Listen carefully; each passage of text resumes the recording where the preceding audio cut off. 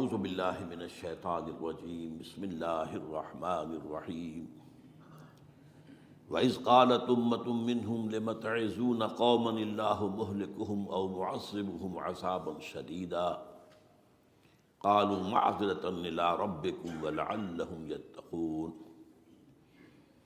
فقال عز وجل كما ورد في آخر سورة الانبیاء وَإِنْ أَدْرِي أَقَرِيبٌ أَمْ بَعِيدٌ مَا تُوعَدُونَ إلى قوله تعالى وَإِنْ أَدْرِي لَعَلَّهُ فِتْنَةٌ لَكُمْ وَمَتَاعٌ إِلَىٰ حِينٍ صدق اللہ العظیم۔ وعن سلمان الفارسی رضی اللہ تعالی عنہ قال قال رسول اللہ صلی اللہ علیہ وسلم لا يرد القضاء إلا الدعاء ولا يزيد في العمر إلا البر رواہ الامام الترمذی رحمہ اللہ۔ رب اشرح لی صدری ویسر لی امری واحلل عقدۃ من لسانی یفقہوا قولی۔ اللہم ربنا الہمنا رشدنا واعذنا من شرور انفسنا۔ اللہم ارنا الحق حقا وارزقنا اتباعہ وارنا الباطل باطلا وارزقنا اجتنابہ، آمین یا رب العالمین۔ حضرات، اگر انسان اس بات پر غور کرے کہ انسانی زندگی کی سب سے یقینی شے کون سی ہے جس میں کسی شک و شبہ کی گنجائش نہیں، زندگی کی سب سے بڑی حقیقت موت ہے، جسے ہم بھلائے رکھتے ہیں۔ اگر کسی عزیز کی نماز جنازہ پڑھتے ہیں تب بھی یہ خیال نہیں آتا کہ اس وقت ہم بھی ہو سکتا تھا کہ یہاں پر بجائے ان کے میرا لاشا ہوتا۔ کچھ تھوڑی سی تو ہوتی ہے، قبر میں جب اتارتے ہیں کسی عزیز کو تو کچھ نہ کچھ احساسات کے اندر کچھ حرکت ہوتی ہے، لیکن بس واپس آنے کے بعد پھر آدمی بھول جاتا ہے موت۔ لیکن قرآن مجید نے لفظ یقین استعمال کیا ہے موت کے لیے۔ سورہ حجر کی آخری آیت ہے، حضور سے خطاب کر کے فرمایا وَاعْبُدْ رَبَّكَ حَتَّىٰ يَأْتِيَكَ الْيَقِينُ۔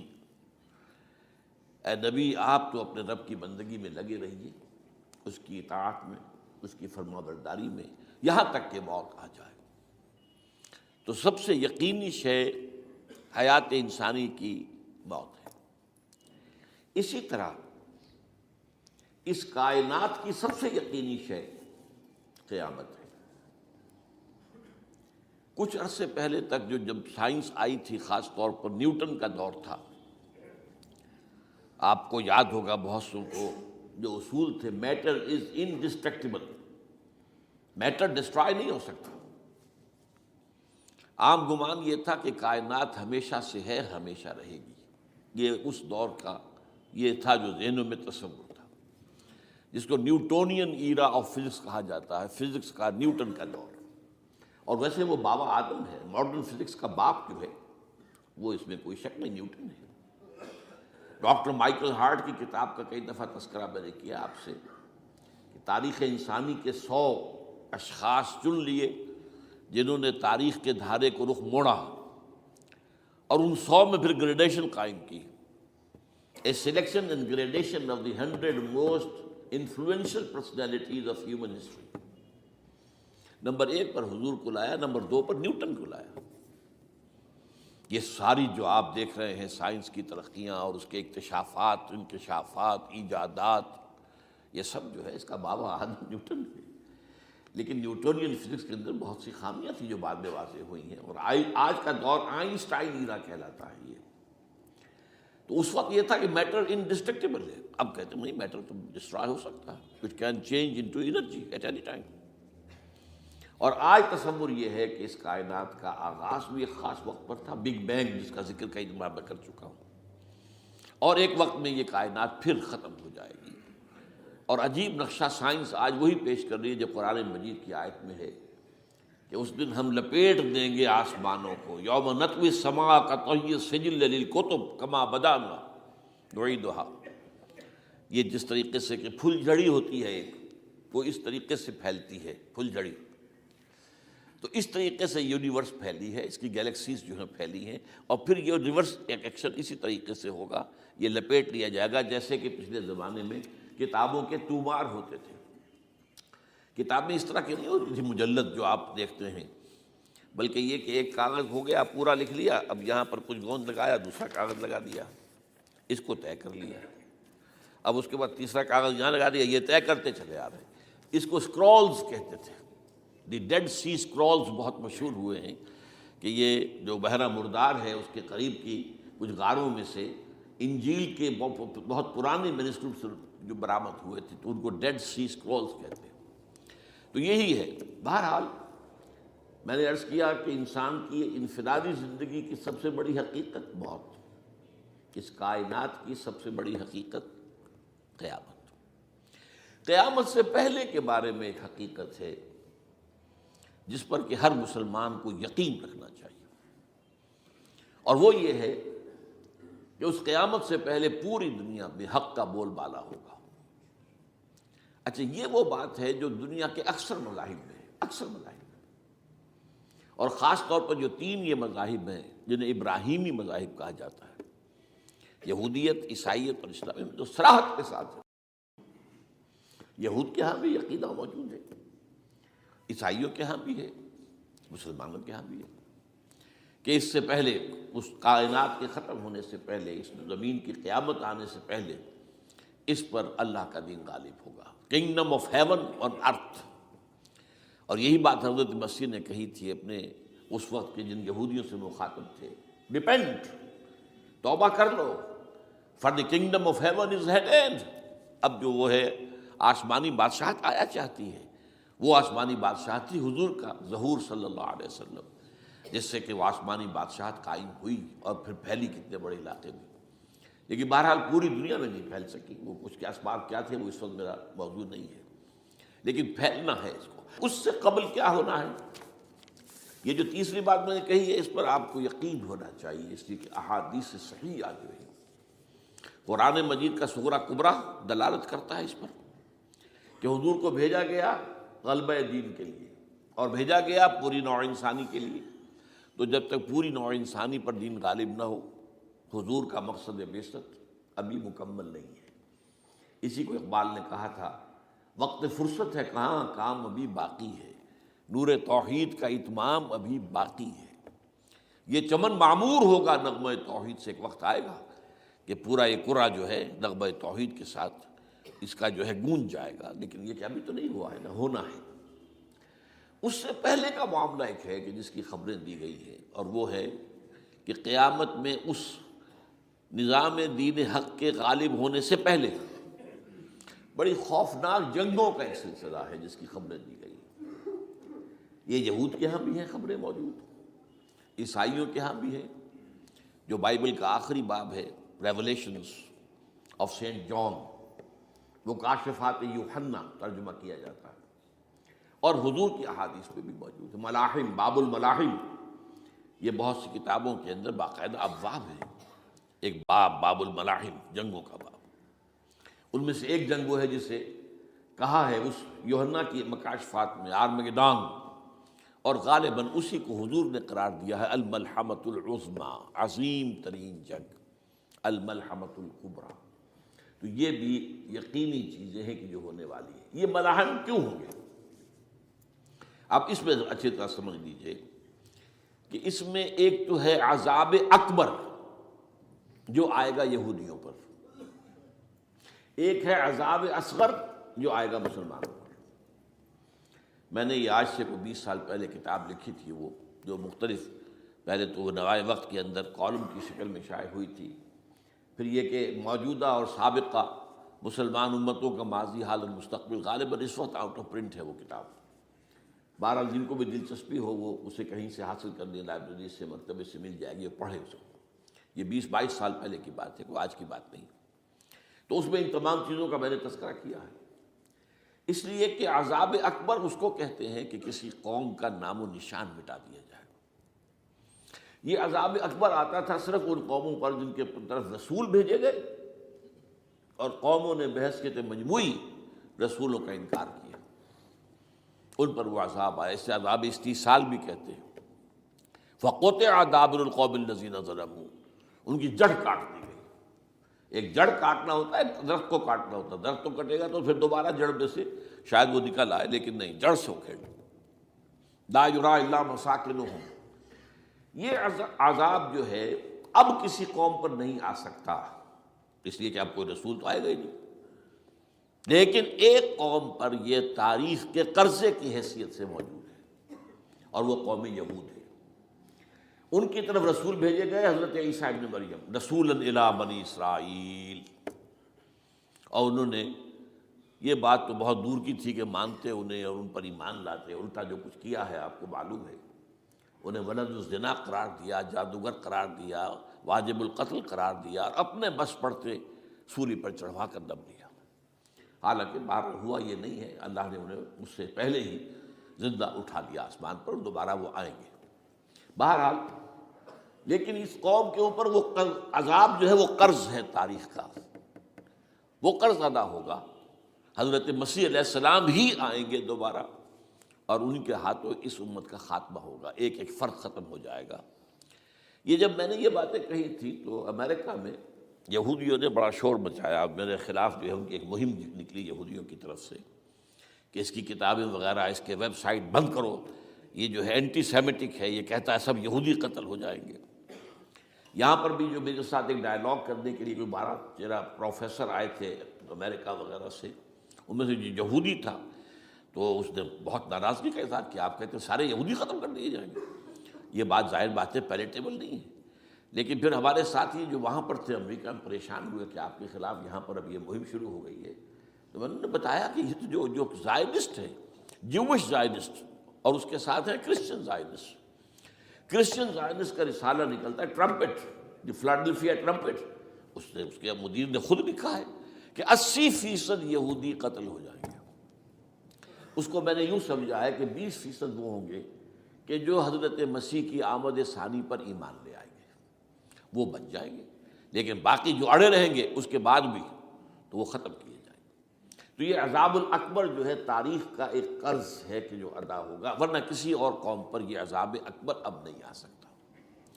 لیکن دوسرے درجے میں یہ عذاب ہوگا امت مسلمہ پر۔ امت مسلمہ بھی تو عذاب کی مستحق ہو گئی۔ وہ عذاب جو یہودیوں پر بہت پہلے آئے تھے، ضربت علیہم الذلۃ والمسکنۃ وباؤوا بغضب من اللہ، یہ تھا کہ نہیں تھا؟ حالانکہ انہوں تو یہ خیال تھا کہ we are the chosen people of the Lord, ہم تو اللہ کی منتخب قوم ہے، وی آر دی، قرآن کہتا ہے کہ ان کا قول یہ تھا نحن ابناء اللہ واحباؤہ، ہم تو اللہ کے بیٹوں کی طرح ہیں اور اللہ کی جو ہے بہت چہیتے ہیں۔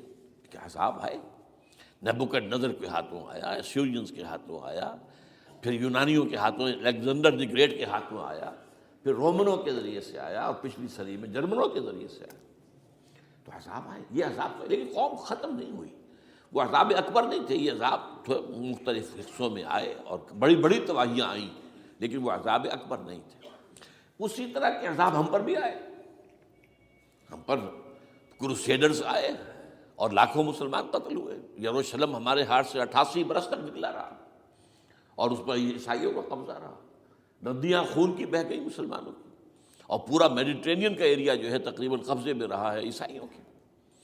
پورا یورپ اس وقت آیا تھا۔ یہ جو کروسیڈ تھے 250 برس تک وہ جاری رہے، waves after waves of the crusaders coming and attacking and conquering the cities. یہ جتنی بھی فلسطین وغیرہ کا علاقہ ہے جس کے اندر ان کا اثار ہے، اور شام کا علاقہ ساحلی۔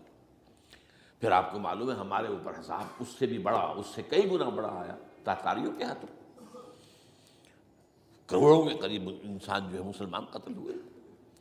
پھر اس کے بعد آپ کو معلوم ہے کہ پھر یہ یورپین کولونیلزم آ گیا، جیسے ان پر آئے تھے یونانی اور پھر رومی اور اب پھر جرمن، ہم پر آئے انگریز آئے، کہیں ولندیزی آئے، کہیں ڈچ آئے، کہیں ہسپانوی آئے، کہیں اطالوی آئے، کہیں اسپینیئرز آئے، اور پورا کا پورا عالم اسلام ان کے زیر نگین آیا کہ نہیں آیا؟ دی کلونیل ایرا جسے آپ کہتے ہیں۔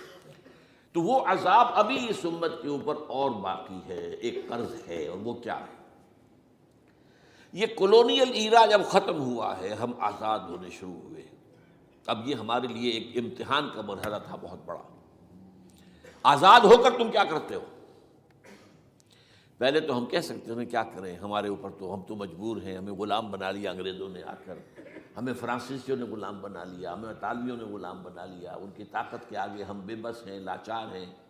ٹھیک ہے، لیکن اب آزادی دے کر فَيَنظُرَ كَيْفَ تَعْمَلُونَ، اب تمہیں آزادیاں دے کر پھر اللہ دیکھے گا تم کرتے کیا کیا ہم نے. جو مسلمان قوم ملک آزاد ہوا اس نے یا تو اپنا قبلہ بنایا واشنگٹن کو یا بنایا ماسکو کو. کسی نے قرآن کو اپنا امام نہیں بنایا. دعائیں مانگتے ہیں وَاجْعَلْهُ لَنَا إِمَامًا وَنُورًا وَهُدًى، لیکن اس کو امام بنانا، اپنا امام بنانا، اس کے پیچھے چلنا، اس کے احکام کو نافذ کرنا، اس کی شریعت کی تنفیذ کرنا، یہ اس کی تہذیب، اس کا تمدن دیا ہوا، اس کا معاشی نظام دیا ہوا، اس کو قائم کرنا، زیرو.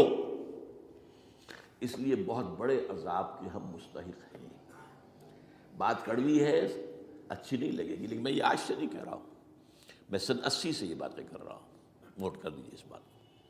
البتہ اس میں یہ ہے کہ اس امت کا معاملہ سب کا ایک جیسا نہیں. لیسو سواء، جیسے سورہ آل عمران میں کہا گیا ہے کہ یہ اہل کتاب بھی سب ایک جیسے نہیں، ان میں بھی کچھ نہ کچھ نیک لوگ تھے. امت قائمۃ آناء اللیل، راتوں کو کھڑے رہنے والے، عبادت کرنے والے موجود تھے. عیسائیوں میں احبار اور رہبان جو تھے وہ بڑے نیک لوگ تھے، اس وقت بھی موجود تھے. لیکن بحیثیت مجموعی کا معاملہ کیا ہے اس کو دیکھنا پڑتا ہے نا، بحیثیت مجموعی صورتحال کیا ہے. تو صورتحال کیا ہے کہ ہم نے کہیں بھی اللہ کے دین کو قائم نہیں کیا. مذہب تو ہے، لیکن ظاہر بات ہے کہ جرم جو ہے تو پوری امت کا، لیکن سب برابر نہیں ہے. سب سے بڑے مجرم عرب مسلمان. کیوں؟ انہیں اللہ نے جو مقام دیا وہ کسی اور کو نہیں دیا. حضور ان میں سے تھے، یہ رتبہ بلند ملا جس کو مل گیا. رسول عربی ہے نا. نمبر 2، ان کی مادری زبان میں اللہ کی کتاب موجود ہے. انہیں اس کو سمجھنے کے لیے کوئی نئی زبان پڑھنے کی ضرورت نہیں ہے. کوئی ہمارے لیے تو یہ صرف پڑھیں، نحو پڑھیں، یہ پڑھیں، وہ پڑھیں، تب کہیں جا کر اپنی آنکھ سے قرآن پڑھیں، ورنہ ترجمہ پر گزارا کریں. ترجمہ ظاہر بات ہے انسپائر نہیں کر سکتا آدمی. ترجمہ تو سیکنڈ ہینڈ نالج ہے. جب آپ ترجمہ پڑھ رہے ہیں تو گویا کہ آپ اس مترجم کی آنکھ سے پڑھ رہے ہیں، اپنی آنکھ سے تو نہیں پڑھ رہے. لہٰذا یہ سب سے بڑا عذاب تو ان پر آنا ہے. وہ جو میں بیان کر چکا ہوں گریٹر اسرائیل کے قیام کا معاملہ کیا ہے، تباہی تو انہی ملکوں پر آئے گی نا. وہ شام ہے، عراق ہے، اس کے لیے پہلا قدم اٹھایا تھا، ابھی تو اس کو ناکام بنا دیا ہے. اللہ تعالیٰ کی جو بھی حکمت ہے. جو عراق پر حملہ تھا وہ اصل میں اس لیے تھا کہ گریٹر اسرائیل کی طرف پہلا قدم تھا.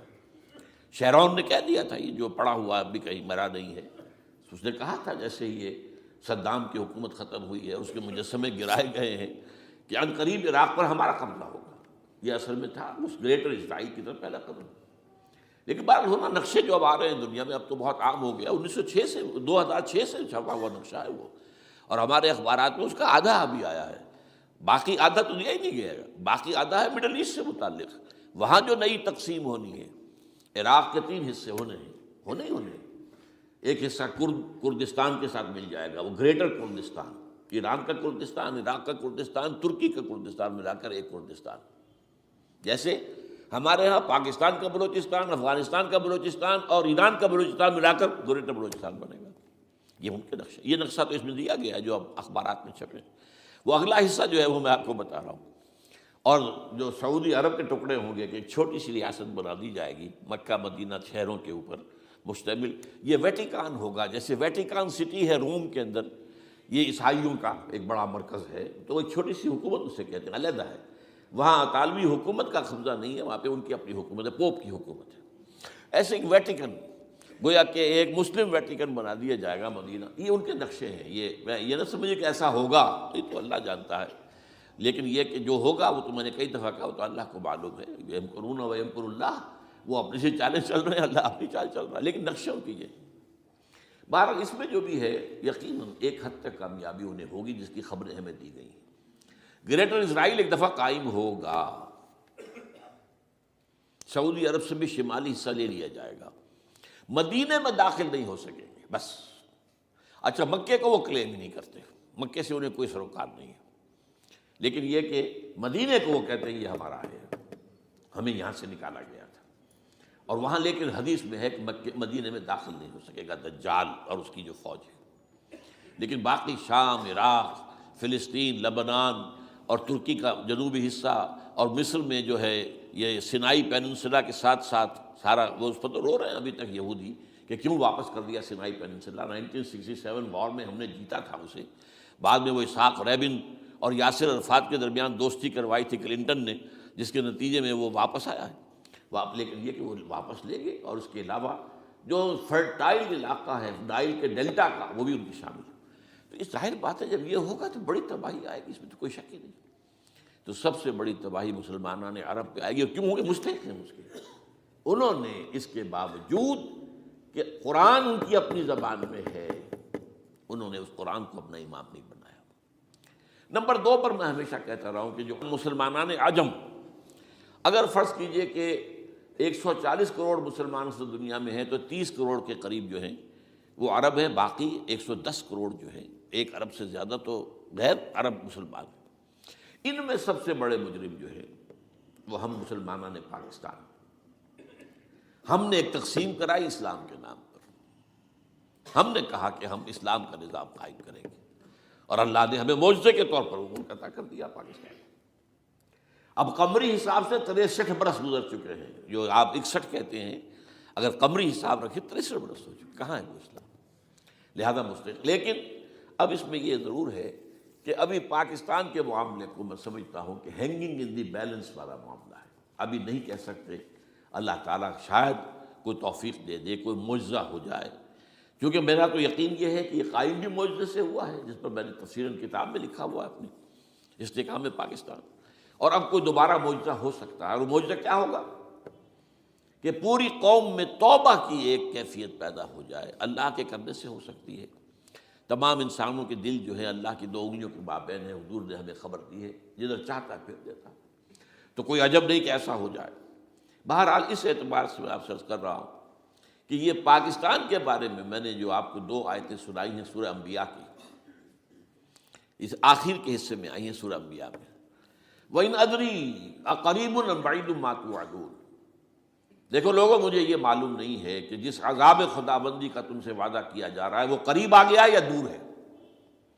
یہ حضور سے کہا جا رہا ہے، قل، آپ یہ کہہ دیجیے، ان ادری اقریب ام بعید ما توعدون۔ ساتھ ہی یہ بھی فرمایا وَإِنْ أَدْرِي لَعَلَّهُ فِتْنَةٌ لَكُمْ وَمَتَاعٌ إِلَىٰ حِينٍ، اور مجھے نہیں معلوم، ہو سکتا ہے کہ یہ تمہارے لیے ایک فتنہ بن کر معاملہ آ گیا ہو اور ابھی تمہیں اور مہلت دے دی جائے۔ اس حوالے سے ہم نہیں کہہ سکتے، اب آپ کو معلوم ہے میں تفصیل سے بیان کر چکا ہوں، جس طریقے سے مجموعی طور پر پاکستان میں گھیراؤ کیا گیا ہے، اور جس طریقے سے یہ جتنا نیو کونز کا اور کرسچن اور جو جیوش زائنسٹ ہیں، اور اب ان کے اندر اضافہ کیجیے ہندو زائنسٹ کا، اب یہ جس طریقے سے گھیرے کے اندر لے رہے ہیں پاکستان کو، جس طرح بھارت کی فوج افغانستان میں بھی آ رہی ہے، اس نے اپنے کتنے قونصل خانے کھولے ہوئے ہیں افغانستان میں، کس لیے؟ جو کچھ وہ ہو رہا ہے بلوچستان کے اندر، جو کچھ ہمارا پورا صوبہ سرحد ہے، اور اس سے آگے بڑھ کر جو کچھ کراچی میں ہو رہا ہے، یہ سارے معاملات جو ہیں وہ دیکھ لیجئے تو گویا کہ باہر سے ہمارا گھیراؤ مکمل ہو چکا ہے، اور اس میں یہ ہے کہ تازہ جو بمبئی کے اندر جو ہوئے ہیں معاملات وہ نوٹ کیجئے، کس طریقے سے اب اسے کہا جا رہا ہے کہ کچھ مسلمانوں نے کیا ہے، حالانکہ اس کے اندر سب سے بڑا ثبوت یہ ہے کہ ایک ہندو ہیمنت، جس نے کہ وہاں ساری تحقیقات کی کہ سمجھوتا ایکسپریس کو جو اڑایا تھا کس نے اڑایا تھا، اس کی انہوں نے کہا جب کی ہے تحقیقات، اب یہ اس کو گیو دم دی کریڈٹ، ہندو قوم کے اندر کم سے کم یہ بھی بات موجود ہے، جہاں وہ بدماشیاں ہیں وہاں یہ بھی ہے، یہ خیر بھی ہے، جہاں برائیاں ہیں ان کے اندر وہ خوبیاں بھی ہیں۔ ان کا ایک کمیشن ہے، اس نے صاف ایک ہندو کو، اور ہندو بھی سرونگ کرنل کہا یہ ہے ماسٹر مائنڈ، اس نے کروایا، اور وہ گرفتار ہوا، serving kernel of Bharat army. تو اب ظاہر بات ہے کہ اس کو مارا گیا ہے ممبئی میں، اس کو مسلمان کاہے کو مارے گئے؟ مسلمانوں کا تو وہ کہ محسن تھا، وہ مسلمان کس وجہ سے اسے مارے گئے؟ اسے مارنے والے کون ہیں؟ وہی ہندو زائنسٹ کہہ لیجیے ان کو، یا ہندو تشدد پسند کہہ لیجیے، جو پاکستان کو ختم کرنے پر تلے بیٹھے ہوئے۔ یہ ان کا در حقیقت کام ہے کہ اس شخص نے اتنی بڑی حرکت کی کہ ہمیں جو ہے ہماری سازش کو بے نقاب کر دیا۔ تو اصل میں لیکن یہ سب کچھ جو ہو رہا ہے وقتی طور پر تو بہت زیادہ طوفان اور جوش آیا تھا، معلوم ہوتا تھا کہ شاید 9/11 والا معاملہ جو تھا نیو یارک کا، اس کے نتیجے میں جو ایک دم امریکہ جو ہے نکلا ہے غصے کے اندر، اور پوری قوم اس کی کھڑی ہو گئی اور پوری دنیا جمع ہو گئی افغانستان پر حملے کے لیے، شاید ایسا معاملہ ہو جائے. لیکن نہیں، اللہ کا شکر ہے کہ یہ معاملہ جو ہے ان ادری لعلہ فتنۃ لکم ومتاع الی حین. ابھی کل کی جو تازہ ترین رپورٹ ہے وہ یہ ہے کہ اوباما کو بریفنگ دی گئی ہے کہ پاکستان کے جو نیوکلیئر بامز ہیں وہ ولنریبل ہے، اور ان کے اندر اندیشہ ہے کہ وہ جو ہے شدت پسندوں کے ہاتھ میں نہ پڑ جائیں. اس کو کوئی نہ کوئی بہانہ انہوں نے بنانا ہے. یہ جو میں آپ سے عرض کر چکا ہوں، کچھ ہمارے لوگوں کو یہ امیدیں ہو گئی تھی براک اوباما کے آنے سے. یہ میں نے پھر اس کے بعد ایک مضمون میں پڑھا ہے، آپ کے لیے بھی نئی بات ہوگی. براک کا لفظ جو ہے اس میں یہ بھی اسلامی ہے، یہ برکت سے ہے، اس لیے کہ اس کا باپ جو ہے وہ سواحلی علاقے کا، سواحلی زبان جو ہے کینیا کا ساحلی علاقہ جو ہے وہ سواحلی زبان جو ہے اس میں عربی کی بڑی آمیزش ہے، کیونکہ وہ تو بہت قریب ہے نا، عرب سے کتنا فاصلہ ہے، وہ درمیان میں وہ ریڈ سی ہے، بڑا چھوٹا سا سمندر ہے. تو سواحلی زبان میں عربی اثرات ہیں. تو یہ برکت والی بات، جیسے ہم کہتے ہیں کسی کا نام برکت حسین، برکت علی، تو یہ وہ ہے باراک برکت والا، باراک حسین، اور پھر حسین کا موجود. تو اس سے بڑی توقعات ہو گئی تھی. لیکن نظر یہ آ رہا ہے کہ جو بش کا ایجنڈا تھا، اس لیے کہ اصل میں اس کی پالیسی بنانے والے میں آپ کو بتا چکا ہوں کوئی ایک فرد نہیں ہوتا وہاں تو پورے ادارے ہیں، بڑے بڑے تھنک ٹینکس ہیں. اور یہ ثابت ہو گیا ہے کہ اس اوباما نے آتے ہی سب سے زیادہ کٹر جو زائدست تھا امریکہ کے اندر، جس کا نام ہی اسرائیل ہے، اسرائیل رحم، جو ہے اسرائیل رحم ایمانویل، اس کو اپنا بنایا chief of the white house staff. اور یہ وہ شخص ہوتا ہے کہ جو گویا کہ جس کے گھیرے میں ہوتا ہے صدر امریکہ کا. صدر سے کون مل سکتا ہے، یہی فیصلہ کرے گا. کون نہیں مل سکتا، یہ فیصلہ کرے گا. کون سی رپورٹ صدر تک جائے گی، یہ فیصلہ کرے گا. کون سی رپورٹ روک لی جائے گی، یہ فیصلہ کرے گا. تو گویا کہ صدر کے کان بھی ہو، صدر کی آنکھ بھی ہو. لہذا صدر جو ہے اس کے تو اوپر گھیرا ہوتا. اور اس سے بھی آگے بڑھ کر نوٹ کیجیے، میں نے آپ کو پہلے بتایا بھی تھا، ساؤتھ ایشیا کے لیے اس نے اپنا ایڈوائزر بنایا ہے ایک ہندو کو. اس کا نام ہے سونال شاہ. اور یہ جو ہندوؤں کی تنظیم ہے، جو انتہائی جو ایکسٹریمسٹ ہندو ہیں، وشوا ہندو پریشد، یہ وشوا سری پرشانت ہے، جس کا اسٹوڈنٹ ونگ ہے بجرنگ دل کا. یاد ساؤتھ ایشیا سے مراد بھارت اور پاکستان، اس کے معاملات میں اس کا ایڈوائزر جو ہے سونال شاہ ہے. تو حالات جو ہے اس اعتبار سے انتہائی یوں سمجھیے کہ خطرناک. اور دوسری طرف اندرون معاملہ کیا ہے؟ سائنس کی دو اصطلاحات آپ نے سنی ہوگی، centrifugal forces, centripetal forces. Centrifugal وہ ہوتی ہے کہ جو مرکز سے توڑنے والی ہوتی ہے، بھاگتا ہے ہر ایک مرکز کو چھوڑ کر، یہ سینٹریفیوگل فورسز. سینٹریپیٹل وہ ہوتی ہیں جو مرکز کی طرف لانے والی ہوں، جو ایک مرکز کے گرد لوگوں کو جمع کرے. تو مرکز گریز اور مرکز کی طرف رخ کرنے والی. ہمارے پاس سینٹریپیٹل فورس صرف ایک ہے، وہ اسلام ہے، اور وہ ہے نہیں. ہر چند کہیں کہ ہے، نہیں ہے. کہاں ہے نظام؟ کہاں ہے؟ مذہب تو ہے، مذہب تو انڈیا میں بھی ہے، مذہب امریکہ میں بھی ہے، مذہب کی تو کوئی کمی نہیں ہے. فاسٹسٹ گروئنگ ریلیجن میں نے بارہا کہا ہے دنیا میں مانا جا رہا ہے کہ اسلام. لیکن مذہب دین کہیں نہیں. حضور بھیجے گئے تھے دین کو غالب کرنے کے لیے. هو الذی ارسل رسولہ بالہدی ودین الحق لیظہرہ علی الدین کلہ. سینٹریفیوگل فورسز آپ کو یاد ہوگا میں نے گنوا دیا تھا ایک دفعہ. آپ کا نارتھ پول کیا ہے؟ NWFP. وہاں حکومت اس نے کن کی ہے؟ وہ اسفند یار ولی، جس کا دادا، جس نے پاکستان میں دفن ہونا گوارا نہیں کیا، جن کا پختہ موقف یہ ہے، اس کے باپ کا بھی ولی خاں کا یہ تھا کہ انگریز نے بنایا ہے پاکستان، یہ انگریز کا بنایا ہوا ہے، یہ انگریزی سازش کے نتیجے میں وجود میں آیا. And they believe in that.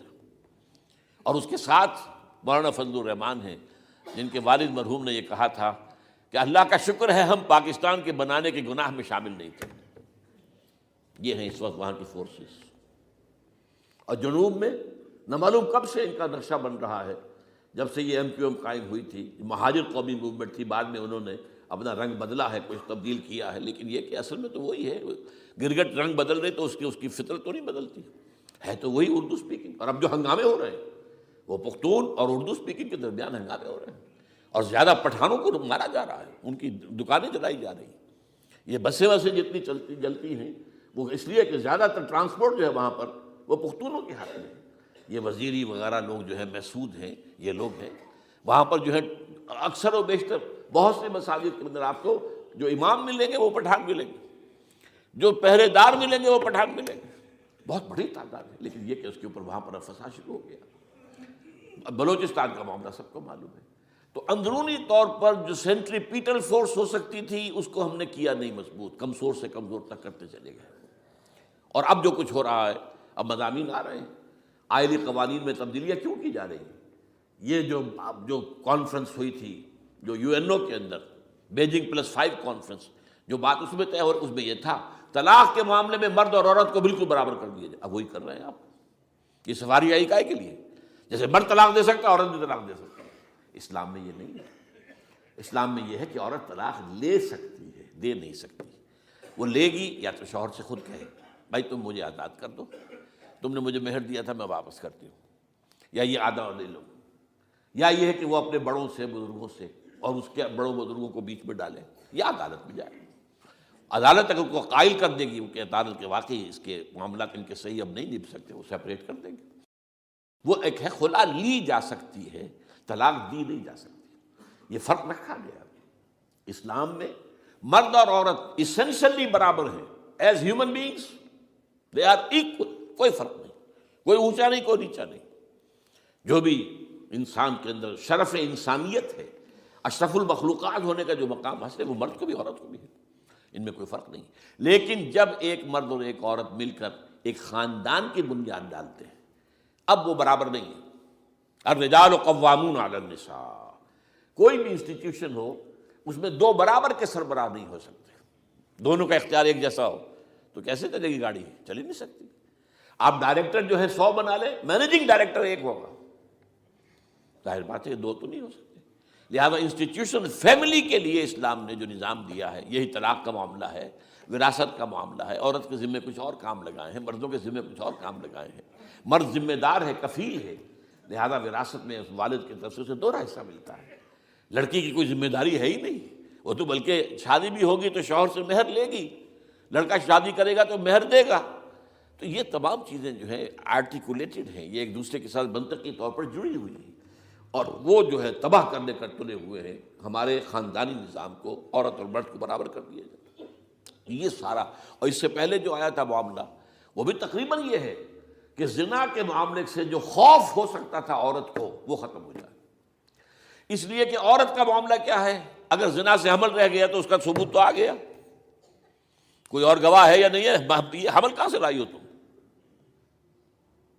ٹھیک ہے، طے کیا کر دیا. پرچہ بھی درج نہیں ہو سکتا اس کا جب تک کہ 4 چشمدید گواہ جا کر کسی مجسٹریٹ کے سامنے گواہی نہ دیں کہ ہم نے اپنی آنکھوں سے دیکھا ہے. تب پرچہ درج ہوگا، تحقیق اس کے بعد ہوگی. یہ کہاں ہوگا؟ اس کا مطلب ہے وہ خوف ختم، جو خوف ہو سکتا تھا، جو عورت کو روکتا ہے. ایک تو یہ کہ ہمارے ہاں وہ جو بھی آبادی کا معاملہ تھا اور یہ جو برتھ کنٹرول کے معاملے نے آ کر خوف ختم کیے تھے. اور اس کی باقاعدہ جو ہے امریکہ میں، یورپ میں تعلیم دی جاتی ہے. ٹین ایجرز کو اسکولوں کے اندر سکھایا جاتا ہے کہ تم جو چاہو کرو، لیکن یہ کہ یہ ذرا یہ احتیاط کرو. بس اللہ نہ خیر سمجھ. وہی اسی رنگ پر ہماری تہذیب کو لے جانا چاہتے ہیں. اب یہ دونوں نقشے ایسے ہیں کہ جس کے نتیجے میں جیسا کہ میں نے عرض کیا، محسوس ایسا ہوتا ہے. یہ میں ابھی کہہ رہا ہوں، میں یقین سے نہیں کہہ سکتا. وَإِنْ أَدْرِي لَعَلَّهُ فِتْنَةٌ لَكُمْ وَمَتَاعٌ إِلَىٰ حِينٍ. ہو سکتا ہے، ہوپنگ اگینسٹ ہوپ، ہو سکتا ہے کوئی معجزہ آ جائے اللہ تعالیٰ کی طرف سے. جیسے کہ پہلے معجزہ آیا تھا تو خدایا آن کرم بارے دیگر کو نے اللہ دوبارہ بھی معجزہ دکھا، اور ان تمام سختیوں سے، ان تمام سے ہمیں گزار کر اس کا امکان موجود ہے. امکان کو میں نفی نہیں کر سکتا، اس لیے کہ اللہ کی قدرت ہے. یخرج الحی من المیت، مردے سے زندہ کو برآمد کرتا ہے. ایک قوم مر چکی ہو، اس میں سے ایک زندہ قوم برآمد ہو جائے. جیسا کہ میں نے پچھلے سال جو تحریک چلی تھی، جو وہ کلا کی تھی، میں نے کہا تھا کہ مجھے یہ گمان ہوا کہ میں یہ سمجھ بیٹھا تھا کہ یہ قوم بالکل مر چکی ہے، لیکن نہیں، جان ہے۔ یہ میں اس سے پہلے یہ جملہ کہا کرتا تھا، it's no use whipping the dead horse, لیکن میں نے کہا نہیں، جان ہے اس میں۔ ہمارے ہاں کا پڑھا لکھا طبقہ، تعلیم یافتہ لوگ، انہوں نے جو سختیاں جھیلی ہیں، جس طریقے سے کہ مصائب برداشت کر کے انہوں نے اس تحریک کو برقرار رکھا ہے، اب تک رکھا ہوا ہے، یہ بہت بڑا کارنامہ ہے، اور اس سے معلوم ہوتا ہے، اس سے کچھ نہ کچھ امید کی کوئی کرن پھوٹتی نظر آتی ہے۔ لیکن باقی جو لوگ کہتے ہیں کہ نہیں بس یہ تو بنا ہے اللہ کے حکم سے اور قائم رہے گا، ان سے میں کہا کرتا ہوں کہ وہ اللہ کی سنت سے واقف نہیں ہے۔ اللہ کی سنت سزا کی بھی تو ہے نا۔ اللہ تعالیٰ رسی دراز کرتا ہے، ایک دم کھینچ بھی لیتا ہے، یہ بھی اللہ کی سنت ہے۔ مہلت دیتا ہے، پھر ایک دم جو ہے ایک وقت کے اوپر آ کر فیصلہ بھی کر دیتا ہے۔ تو عجب نہیں، ڈرتے رہنا چاہیے، کچھ پتہ نہیں۔ ما غرک بربک الکریم، یہ قرآن مجید میں یہ مضمون کئی بار آیا ہے کہ لوگوں کو بعض اوقات شیطان جو ہے یہ دھوکہ، اللہ بڑا کریم ہے، بڑا غفور ہے، بڑا رحم کرنے والا۔ بھائی وہ کریم ہے، غفور ہے، لیکن منتقم بھی ہے۔ انا من المجرمین منتقمون، ہم ان مجرموں سے انتقام لے کر رہیں گے۔ وہ تو منتقم بھی تو ہے، وہ سزا بھی تو دیتا ہے۔ اس نے جہنم جو ہے یہ کوئی ڈیکوریشن پیس کے طور پر تو نہیں بنائی ہے، کس لیے بنائی ہے؟ وہ تو ہم نے فیصلہ کیا ہے، لَأَمْلَأَنَّ جَهَنَّمَ مِنَ الْجِنَّةِ وَالنَّاسِ أَجْمَعِينَ، یہ میں نے طے کیا ہوا ہے۔ تو اللہ تعالیٰ جو ہے سزا بھی دیتا ہے، تو اللہ تعالیٰ ہمیں اس سے بچائے۔ بہرحال ہو سکتا ہے کہ اس کے بعد بھی اللہ تعالیٰ ہمیں اور مہلت دے دے، اور اس مہلت کے لیے اس کرنے کا کام کیا ہے؟ کرنے کا کام یہ ہوگا دعا اور توبہ۔ پہلے توبہ کی جائے پھر دعا، ورنہ دعا قبول نہیں ہوتی۔ پہلا کام توبہ ہے۔ یا ایھا الذین آمنوا توبوا الی اللہ توبۃ نصوحا، اے اہل ایمان اللہ کی جناب میں توبہ کرو، خالص توبہ۔ کیا مطلب ہے؟ اپنی زندگیوں میں سے شریعت کے خلاف، ویسے بھی اخلاقیات کے خلاف، جھوٹ، دغا، فریب، دھوکہ، غبن، سب کو ختم کرو۔ سود، بے پردگی، عریانی، فحاشی ختم کرو۔ طے کر لو کہ کوئی شخص شریعت کے خلاف اور اخلاقیات کے خلاف، صرف شریعت نہیں، ایک بنیادی انسانی اخلاقیات ہوتی ہیں، اس کے سارے تقاضے پورے کر دیں جو ہمارے یہاں ختم ہو چکے ہیں۔ میں نے جیسا کہ بارہا کہا ہے کہ اس وقت دنیا کی سب سے بڑی منافق ترین قوم جو ہے مسلمانان پاکستان ہے۔ جھوٹ اور وعدہ خلافی، اور اس کے ساتھ جو ہے وہ غبن کا معاملہ جتنا ہمارے ہاں ہے، آپ پوری دنیا میں آپ کو کہیں نہیں ملے۔ تو اس لیے پہلے توبہ کی جائے اور پھر دعا کی جائے۔ اس لیے میں نے آپ کو حدیث سنائی ہے کہ اللہ کے فیصلے کو بھی کبھی کبھی دعا جو ہے لوٹا دیتی ہے، لیکن وہ دعا کب ہو؟ جب آپ نے اللہ کے ساتھ اپنا معاملہ صحیح کر لیا ہو۔ فرمایا حضور نے، جو میں نے ترمذی کی روایت آپ کو سنائی، لا يرد القضاء الا الدعاء، اللہ کا فیصلہ بھی کبھی کبھی اللہ تعالیٰ کسی فیصلے کو مؤخر کر دیتا ہے۔ حضرت یونس علیہ السلام کی قوم پر اللہ کا فیصلہ آ چکا تھا، عذاب کے آثار شروع ہو چکے تھے، پوری قوم نے توبہ کی، اللہ تعالیٰ نے عذاب کو جو ہے وہ وہاں سے ہٹا لیا ان کے سروں پر سے، اور ایک مدت تک کے لیے انہیں مہلت وسیع دے دی۔ تو اس کے لیے تو یہ ہے کہ توبہ کی جائے اور دعا کی جائے، اور اس میں یہ ہے کہ اس توبہ کا ایک حصہ لازماً یہ ہونا چاہیے کہ ہم طے کر لیں کہ اللہ اب مجھے اپنی بہترین توانائیاں، اپنی قوتیں، صلاحیتیں، وسائل خرچ کرنے ہیں اور تیرے دین کو قائم کرنے کے لیے۔ اس کے لیے کسی نہ کسی جماعت کے اندر، جس کو بھی آدمی سمجھے کہ ہاں یہ بہترین جماعت ہے، یہ صحیح ترین جماعت ہے، یہ واقعی اسلام کو قائم کرنے کے لیے کام کر رہے ہیں، اور واقعی اس طریقے سے کر رہے ہیں جس طریقے سے وہ ہو سکتا ہے، اگر آپ اس پر لیکن لازم سمجھیں لا اسلام الا بالجماعہ، کوئی اسلام نہیں ہے جماعت کے بغیر۔ یہ حضرت عمر رضی اللہ تعالیٰ عنہ قول ہے، اور حضور کی حدیثیں تو میں نے بارہا آپ کو سنائی ہے۔ انی آمرکم بخمس اللہ امرنی بہن بالجماعت والسمع والطاعت والہجرۃ والجہاد فی سبیل اللہ، میں تمہیں 5 باتوں کا حکم دے رہا ہوں، اور یہ 5 باتیں وہ ہیں جن کا اللہ نے مجھے حکم دیا ہے، جماعت، سمع و طاعت اور جہاد و ہجرت، یہ 5 باتیں۔ تو اس لیے توبہ کے اندر یہ لازمی جز ہونا چاہیے کہ اب ان صلاتی و نسکی و محیای و مماتی للہ رب العالمین، یہ فیصلہ کر لیجئے۔ اس کے بعد یہ ہے کہ اللہ تعالیٰ اس پر استقامت عطا فرمائے، اس کی بھی خود دعا کیجئے کہ اللہ اب تو نے مجھے یہ ہدایت دے دی ہے، تو اب لا تزغ قلوبنا بعد اذ ہدیتنا وہب لنا من لدنک رحمۃ انک انت الوہاب۔ ایک دوسری آخری بات میں آج آپ سے کہہ رہا ہوں، ڈرتے ڈرتے اگر خدا نہ خواستہ خدا نہ خواستہ خدا نہ خواستہ خاکم بدہن، اگر پاکستان کے لیے بھی اللہ تعالیٰ کی طرف سے آخری سزا کا فیصلہ ہو گیا ہو، جس کے چرچے ہیں، تیری بربادیوں کے مشورے ہیں آسمانوں پر، وہ آسمان اوپر کے آسمان اور ہیں، زمین کے آسمان بھی تو ہیں نا، یہ امریکہ، یہ وائٹ ہاؤس، یہ پینٹاگون، یہ جو ہے اسٹیٹ ڈپارٹمنٹ، یہ سب جو کیا ہے، نیٹو کا ہیڈ کوارٹر، یہ ساری چیزیں کیا ہیں؟ تو تیری بربادیوں کے مشورے ہیں آسمانوں میں، اور اس کے لیے خبریں وہ دیتے آ رہے ہیں۔ بہت سے لوگ کہتے ہیں یہ خام خواہ کے ہیں ان کے، یہ ہمارا صرف بھی ہماری بددلی پیدا کرنے کے لیے نہیں، لیکن یہ کہ جو کچھ انہوں نے نقشے بنائے تھے وہ نقشے تو پورے ہوتے چلے آئے۔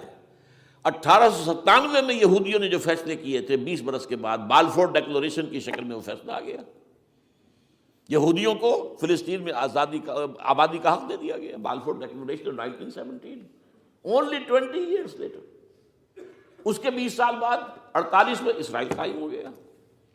کوئی تصور کر سکتا تھا پچھلی صدی کے اندر یہودیوں کی حکومت قائم ہو جائے گی دنیا میں؟ کہیں امکان کوئی نہیں تھا۔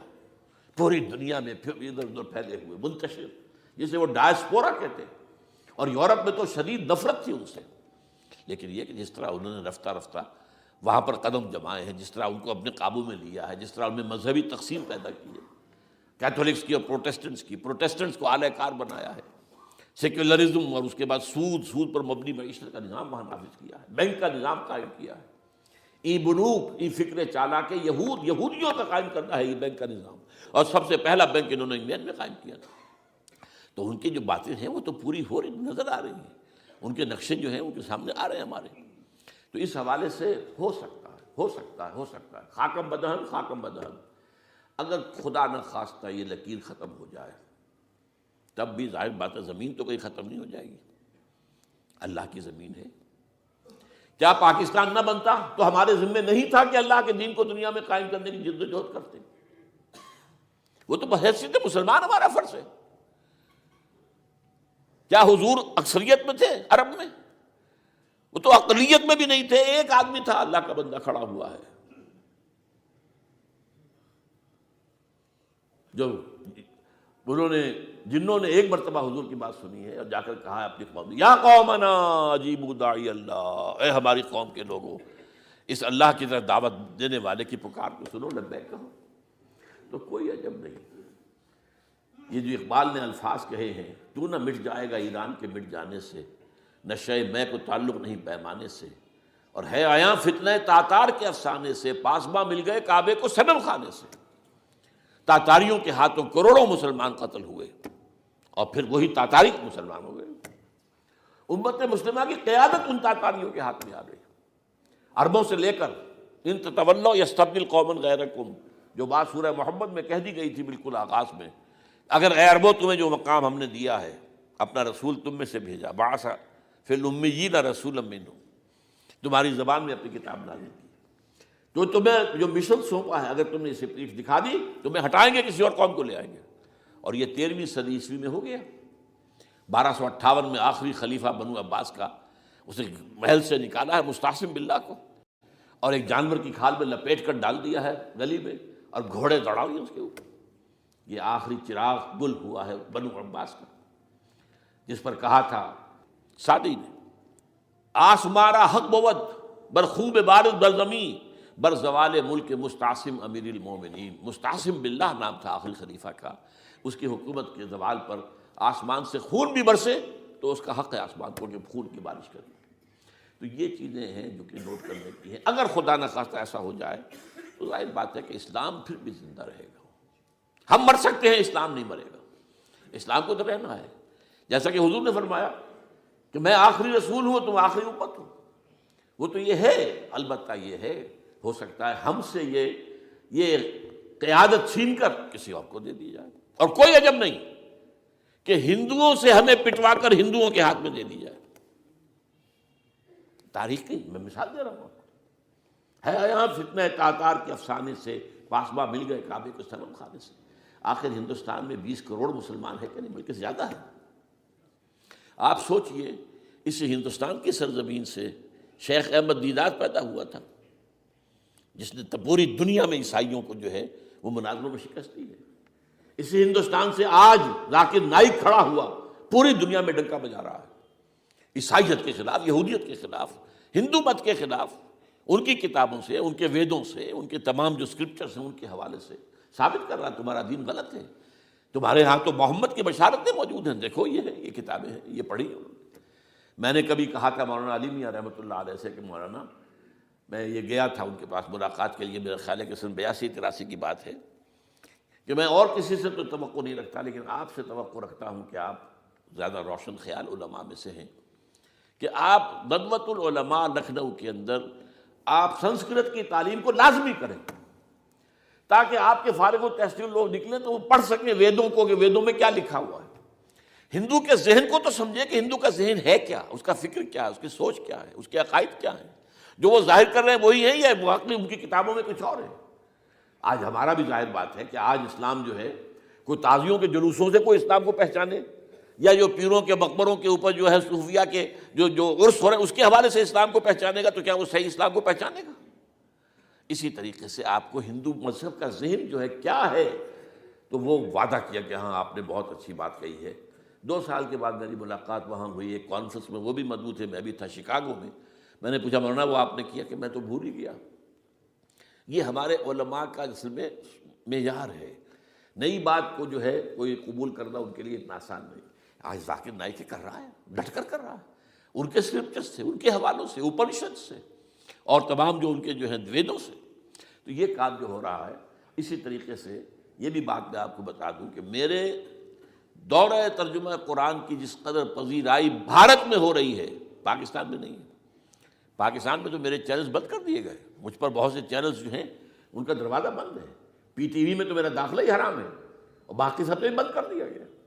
ایک جو ہے ہمارے ہاں ایک مائنورٹی کمیونٹی ہے، وہ اتنی زوردار ہے، اور ظاہر بات ہے نیوسنس ویلیو اگر زیادہ ہے تو وہی چیز دنیا میں چلتی ہے۔ آپ کو معلوم ہے بند کرا دیا انہوں نے کچھ عرصے کے لیے، ذاکر کا پروگرام بھی ممبئی میں بند کرا دیا تھا، لیکن وہاں تو کھل گیا، اس لیے کہ کم سے کم ذاکر نے پچھلے دنوں کہا ہے ایک کانگریس ایک اپنے اجلاس کے اندر، اور یہ عجیب بات ہے، اس سے پہلے اس نے کبھی کوئی سیاسی بات نہیں کی، لیکن اس نے یہ بات کہی ہے کہ پہلے تو کہا جاتا تھا ہندوستان میں کہ مسلمان تعلیم حاصل نہیں کرتے، جاہل ہیں، اس لیے پیچھے رہ جاتے ہیں، اور آج جب مسلمان آگے ہے تعلیم میں، تو اب آئی ٹی کے میدان میں دروازہ بند کر دیا گیا مسلمانوں کا۔ یہ اس نے کھل کر کہا ہے، بامبے کی اسٹیج پر کہا ہے، لیکن اس نے یہ کہا کہ جو کچھ بھی ہے ہندوستان میں، لیکن ایک بات ہے کہ ہندوستان کی عدلیہ صحیح جگہ پر قائم ہے، اس کا مقام درست ہے۔ آپ سوچئے ہمارے ہاں اس کا تصور ہے کہ اس طریقے کی انکوائری کمیٹی آئے اور اس طرح کھل کر اس کا جو ہے لوگوں کے سامنے اس کو بیان بھی کر دیا جائے۔ ہمارے ہاں تو کسی انکوائری کمیٹی کی رپورٹ آج تک سامنے آتی ہی نہیں، سب بند، کوئی کمیٹی جو بھی کچھ ہو جائے، اس کے بعد کسی کو پکڑنا، سرونگ کرنیل کو پکڑ لینا، تو عدلیہ قائم ہے۔ جیسے کہ کبھی چرچل نے کہا تھا جب بے انتہا تباہی ہو گئی تھی سیکنڈ ورلڈ وار میں، اور لوگ آئے کہ برباد ہو گئے، تباہ ہو گیا، یہ ہو گیا وہ، اس نے کہا یہ بتاؤ کہ برطانیہ میں عدالتیں کام کر رہی ہیں؟ کہ ہاں، بس ٹھیک ہے، پھر یہ ملک قائم رہے گا۔ یہ معاملہ جو ہے بھارت کے اندر عدالتیں ہیں، چل رہی ہیں، تو اس حوالے سے کوئی عجب نہیں، کوئی عجب نہیں۔ ہمیں اصل میں جیسا کہ میں نے کہا تھا کہ ہم وطن پرست نہیں ہیں، ہم زمین پرست نہیں ہیں، وندے ماترم یہ ہمارا ترانہ نہیں ہے، زمین کے پجاری نہیں ہیں، ہمیں پاکستان سے محبت ہے اور پاکستان کا دفاع کریں گے۔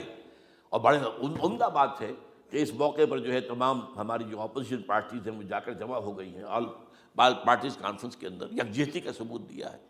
یہ اسلام کے لیے ہونا چاہیے، صرف ایک خطہ زمین کے لیے نہیں۔ اصل میں شے جو ہے ہمیں جو مقصود ہے وہ اسلام ہے۔ تو کوئی عجب نہیں ہے کہ جس طریقے سے پچھلے دنوں ہمارے یہ بہت اہم آدمی ہیں، آپ کو معلوم، سید قاسم محمود صاحب بے شمار کتابوں کے مصنف ہیں، یہ دلی گئے تھے اور اس سے آگے بھی گئے مختلف جو ہیں یو پی کے شہروں میں۔ انہوں نے واپس آ کر جو خط لکھا تھا، پھر ندائے خلافت میں شائع بھی کر دیا تھا کہ وہاں تک گلی کوچوں میں آپ کا نام گونج رہا ہے، اس درجے وہاں پر یہ درس قرآن کا معاملہ جو ہے۔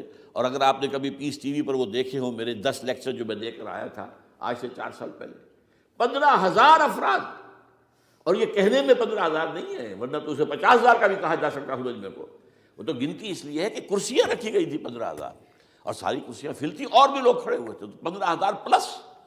کہیں پاکستان میں تو آج تک یہ بات نہیں ہوئی ہے۔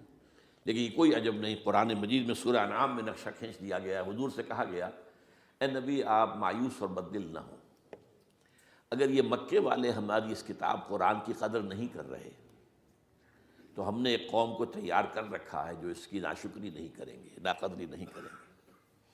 ان یکفر بہا ہؤلاء، اگر یہ لوگ مکے والے آپ کی قوم اگر یہ کفران نعمت کرے گا قرآن کا تو ہم نے ایک اور قوم کو تیار کر رکھا ہے، وَوَكَّلْنَا بِهَا قَوْمًا لَيْسُوا بِهَا بِكَافِرِينَ، وہ اس کی ناقدری نہیں کریں گے۔ اب دیکھ لیجئے معجزہ کیا ہوا، مدینے میں تو حضور کا قدم مبارک بھی نہیں پہنچا اور وہاں انقلاب آ گیا۔ آپ کے دو ادنا خادم، ادنا شاگرد گئے ہیں، اور مصعب بن عمیر اور عبداللہ ابن ام مکتوم جو نابینا تھے رضی اللہ تعالیٰ عنہما، اور وہاں انقلاب آ گیا، دونوں قبیلے ایمان لے آئے، ساری ان کی جو ٹاپ کی لیڈرشپ تھی ایمان لے آئی، اور وہ یثرب جو ہے مدینۃ النبی بن گیا، وہ دارالہجرت بن گیا۔ تو کوئی عجب نہیں، تو ہمیں تو چمٹے رہنا ہے اسلام کے ساتھ، اور اس کے لیے اپنی جد و جہد کو جاری رکھنا ہے، اور اس ملک کے اندر بھی ہر خیر کی بات کی ہم دعوت دیتے رہیں گے، مشورے دیتے رہیں گے۔ البتہ یہ ہے کہ لوگ کہہ سکتے ہیں کہ تم کس قوم کو، یہ تو ختم عذاب ہونے والا ہی ہے، بس کس کو ڈرا رہے ہو؟ تو اس لیے میں نے آیت پڑھی تھی، اذ قالت امۃ منہم لم تعظون قوما اللہ مہلکہم او معذبہم عذابا شدیدا، جبکہ ایک قوم نے کہا کیوں ان کو وعظ کہہ رہے ہو، کس لیے، کچھ حاصل نہیں، اب ان پر تو اللہ کا عذاب آ کر ہی رہے گا اور عذاب علیم آ کر رہے گا۔ تو انہوں نے جواب دیا قالوا معذرۃ الی ربکم، ہم اپنے رب کے حضور میں جا کر معذرت تو پیش کر سکیں گے، اے اللہ ہم چمٹے رہے تیرے دین کے ساتھ، اے اللہ ہم نے اپنے آپ کو وابستہ کیے رکھا، اپنی بہترین صلاحیتیں اور قوتیں اور اپنی توانائیاں صرف کی ہیں، اے اللہ اس کام کے لیے۔ اور یقین کا لفظ بھی میں نے شروع میں کہا تھا آپ سے، موت اور قیامت، اور دو مرتبہ آیا ہے قرآن کے بارے میں، ان ھذا لھو الحق الیقین، انہ الحق الیقین،